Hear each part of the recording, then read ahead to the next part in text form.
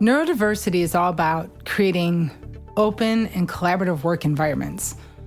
But how can we achieve this when so many people feel like they can't speak up without fear of negative consequences?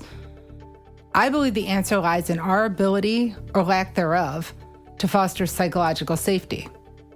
So in this episode, we're going to take a closer look at how toxic behaviors create an unhealthy workplace and impede progress toward our diversity goals. And I'm going to help you identify the red flags impeding inclusion in your workplace.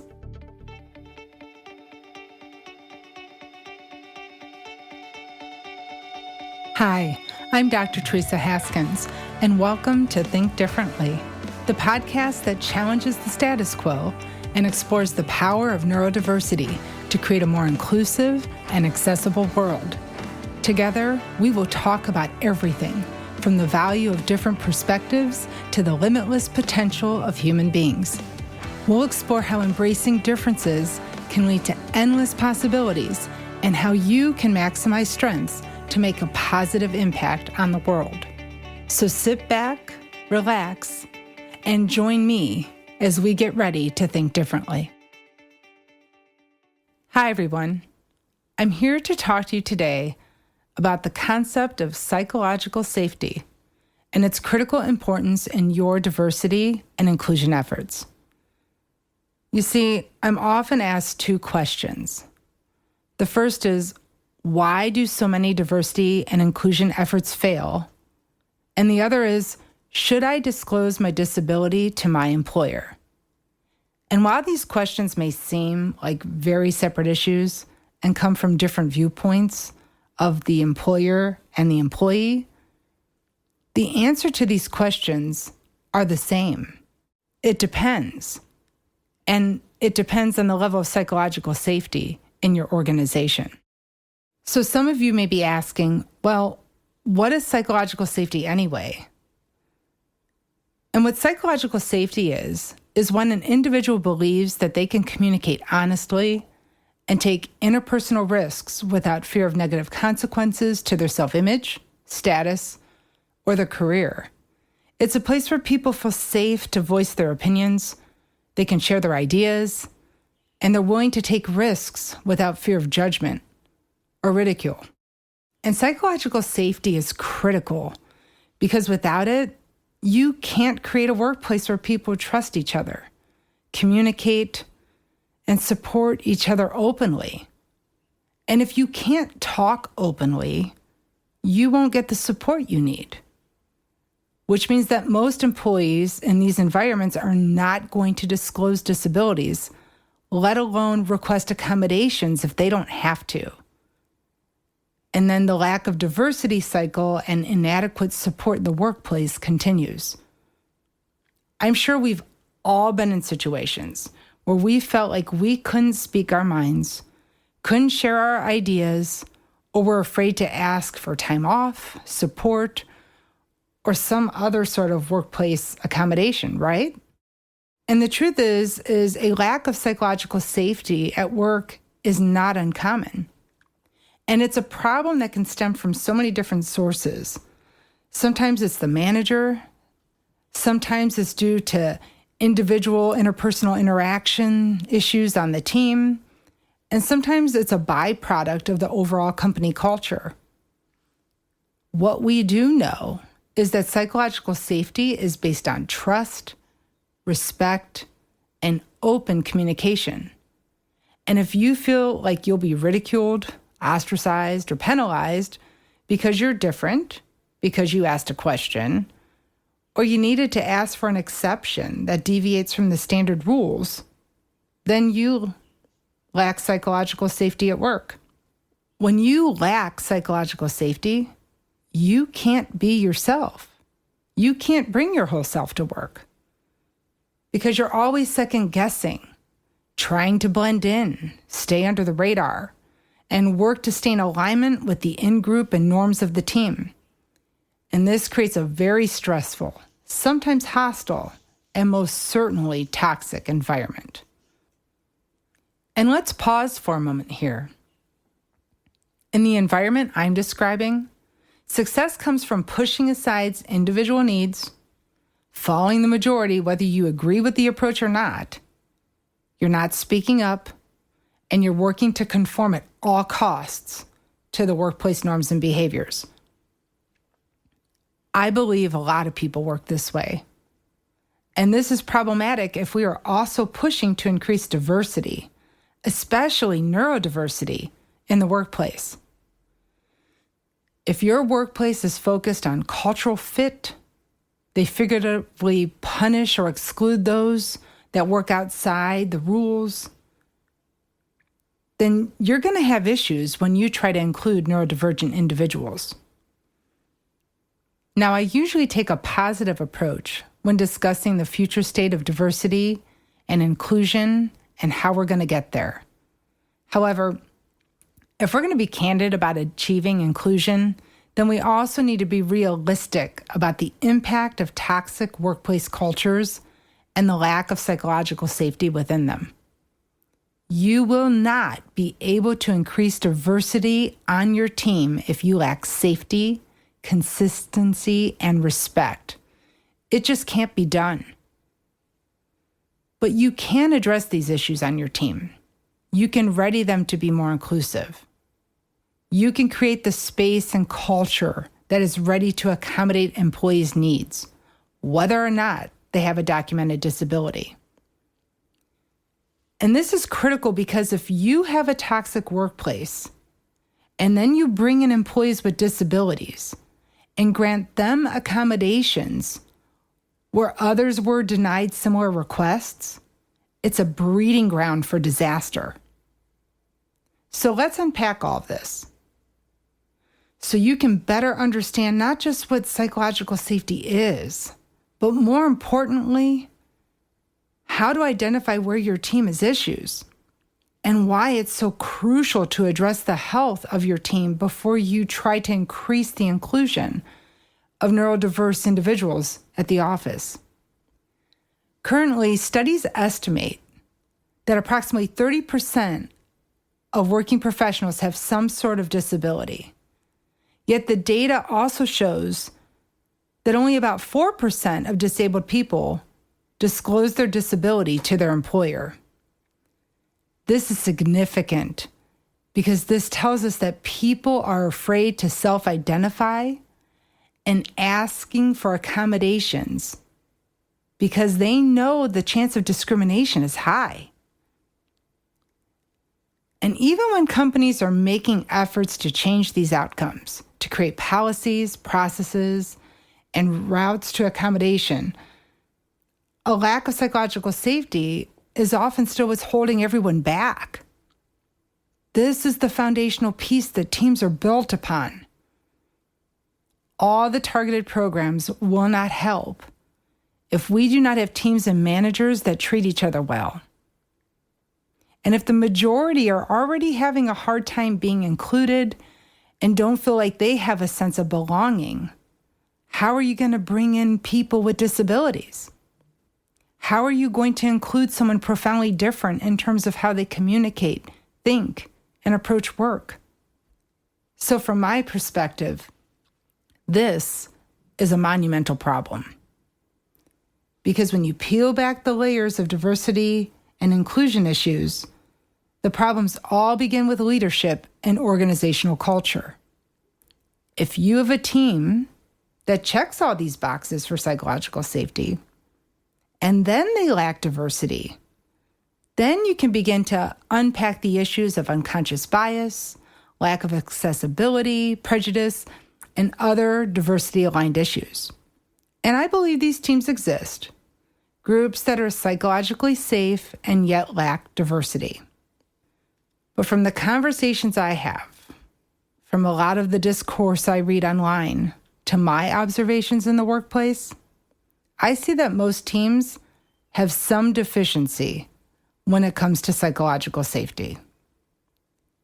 And let's be honest, it's risky to be vulnerable. And we're all trying to do what we need to do to survive.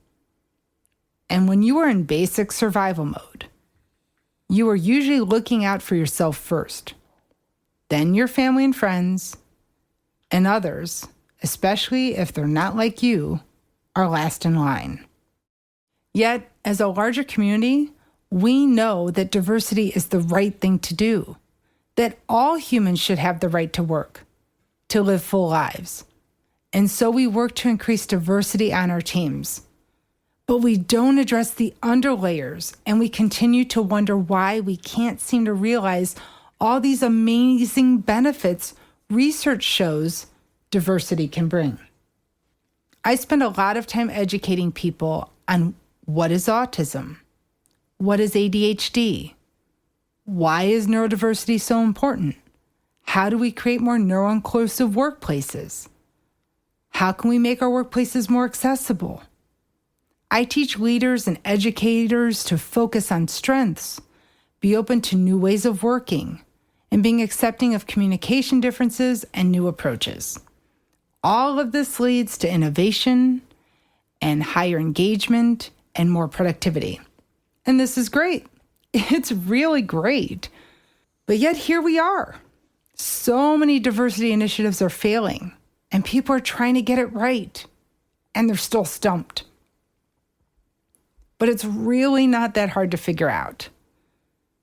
Well-intentioned and good words don't equal action. A leader's words don't matter if the culture runs counter to our ideals.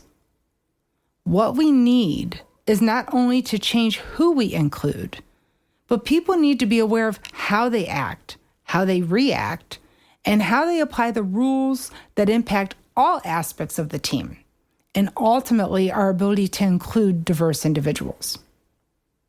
Because the problem isn't a lack of inclusion strategies, but rather trying to overcome ingrained human behaviors that result in people competing, creating like-minded groups, and creating divides based on status, power, and control. Now, let's be clear, there are some teams that work well. Not every team is toxic. Some teams may have more opportunities than others. But it's in these blind spots, the unconscious bias, the way we form friends and choose whom we trust as colleagues, whom we include, ultimately whom we exclude, that continue to prevent full diversity and inclusion being realized in our organizations. And I want you to know that I believe that most employees, individually, are good people. If you take them out of the workplace and ask them questions about trust, communication, and support, they will answer in the affirmative. Yes, we care about people. Yes, we want to help others. Yes, we care about others' well-being. But then you flip to the workplace setting, and people seem to change. They compare how they work versus how others work. They worry about who gets the resources, who gets the flexibility, the support, who's getting accommodations. It becomes a competition of value and worth. Who earned it? Who deserves it? Over what do people need to succeed here? It's really something to see when you take a step back. Can be a little hard to swallow, but many people behave counter to their ideals in the workplace on a daily basis. They succumb to the pressure, striving to win, fit in, stay in management's good graces, and do whatever it takes to succeed. So it's clear that we have a problem to address, and this is usually where people start to talk about how to increase psychological safety on your teams, how to increase collaboration and build cultures of respect. These are things I also believe we all want to work on and need to build skills to do. But talking about the solutions will not fix the problems if you do not recognize them in action. So we need to be real and honest with ourselves and be vulnerable and assess what are we doing well and where do we have problem areas to fix? Because most teams have an issue or two to address. And if they genuinely want to be a place where neurodivergent employees can thrive, they're going to need to take an assessment of what's really happening. Because all the accommodations in the world won't matter if the workplace culture and the employee behaviors are toxic. providing accommodations for disabled workers, and not creating supportive workplaces for all can actually make the environment much, much worse. So I think we need to be able to recognize what a lack of psychological safety looks like so that we can address it and become the teams we believe we can be. One of the ways a lack of psychological safety manifests is when teams withhold ideas and feedback from each other. You may have colleagues who have excellent ideas, but are hesitant to share them for fear of being criticized or made fun of. So they stay quiet in staff meetings. Or perhaps they have spoken up before, but were repeatedly shut down. Or maybe you've worked in an environment where you could not ask questions, where errors were blown out of proportion or held against the person and team long after the issue was resolved. Teams that cannot share ideas or provide feedback constructively often demonstrate passive-aggressive behaviors, especially when they have opinions but do not feel they can share them or are unwilling to share them. So they may roll their eyes or snicker when others talk. Instead of constructively talking about issues, they may hint at problems or make snide remarks.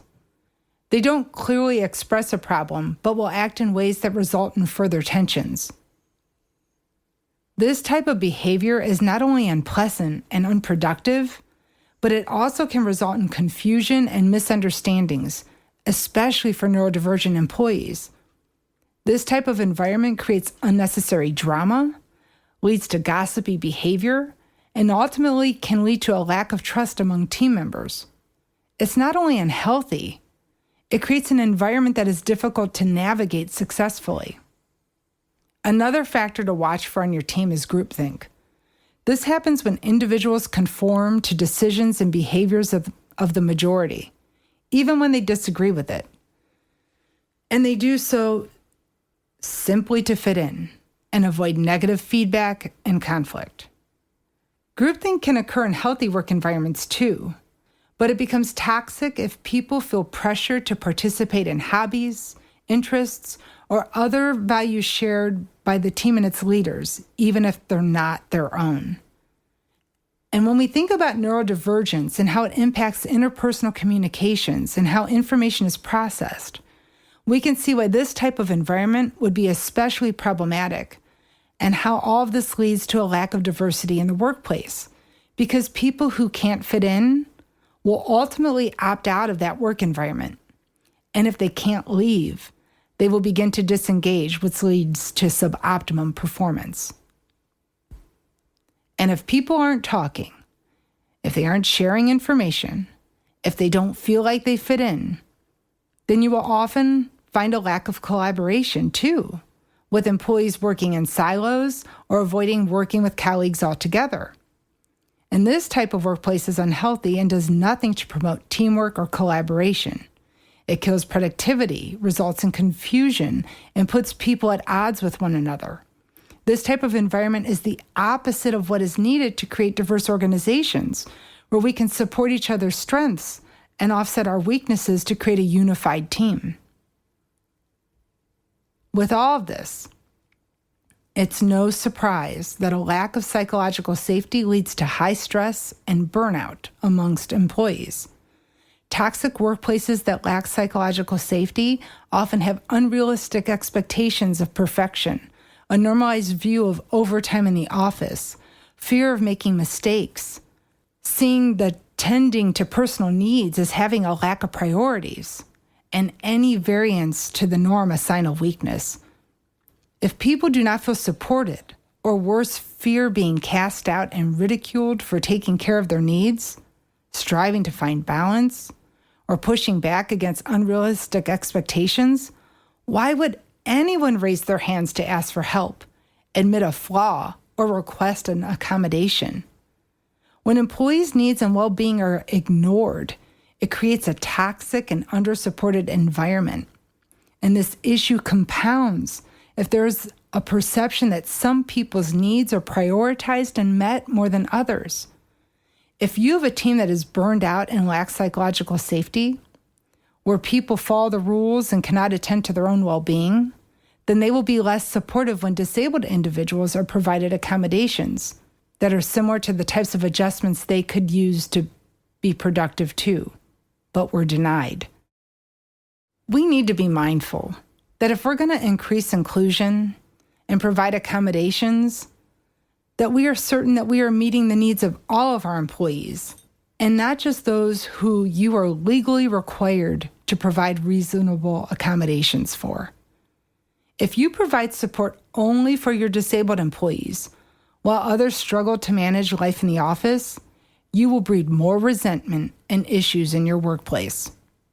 This is why increasing diversity isn't just about accommodations for some, but why we need to focus on creating accessible workplaces for all. Because while we all don't need the same supports, we all deserve to have our basic needs met so that we can be successful at work too.